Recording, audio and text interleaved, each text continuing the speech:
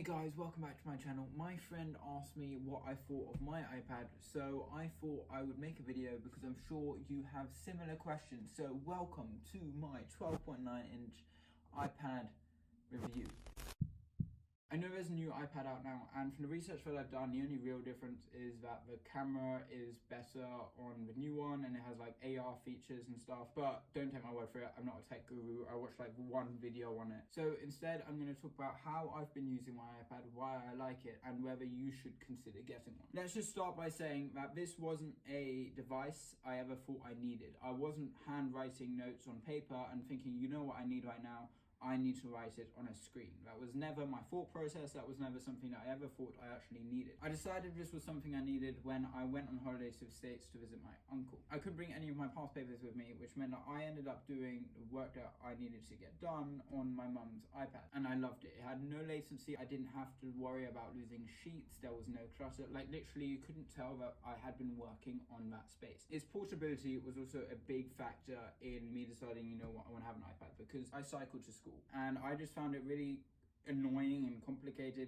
carrying all of my notes and my binders to and from school just so I could do homework. But honestly, that was just like a portion of like my thoughts on portability. The fact that I knew I was going on holiday again later in the year meant that all the work I was doing on it now, I could take with me instead of sitting there and not being able to take any of the work, none of my binders, none of my notes, none of it with me, just because I was insistent on doing it on paper. So now I have the notes with me everywhere. I can even get them up on my phone if I really wanted to, like if I'm traveling in a train or something. It's so portable, and I feel like that's a point that really can't just be skipped over. I feel like people say, oh yeah, obviously it's portable, it's a device, all your notes on it, but how helpful is it? And I feel like this is one of those things where you don't really notice how helpful something is until you actually have it and you use it. How have I been using it? Obviously, I've been using it primarily to make notes. Like when I'm sitting in class, I can do colors. I have so many colors because it's digital. Like my pencil case consists of a pencil and a ruler and one pen. It consists of like nothing. This is literally it. This is all I take with me. One of the functions I really like is that you can have it, that you have a bar, and then you can write into the bar and then it writes it smaller onto the page. So it's like a magnifying glass kind of look at it where you're just writing it and you can make it larger. And it makes a very neat like look on the actual piece of paper. Another one which I really like is a voice thing. Basically, it has like a dictaphone built into it. But the timing between what you're saying and your handwriting is then aligned, which means when I'm writing on it and I'm saying something, then I can match what I'm saying with what I'm writing. And if I'm then talking about a similar topic with the notes that I'm doing, then I only need to make bullet points. I know that many people end up using it to like record their professors, because obviously if you're at university, they're going to talk, and talking is a lot faster than you can write stuff down. So if you can put bullet points down from the important stuff that they said, and then have the audio recording of everything that they've said, then you can say, okay, this was important, but I just want to know some more stuff around that area. Then you can just listen to that segment of the audio recording, and you can even just listen to it at a faster pace, like 2 times the speed, which means that you can go to the exact point, or you can just get a lot more information a lot quicker, etc. I personally don't do that. I don't really feel the need to do that.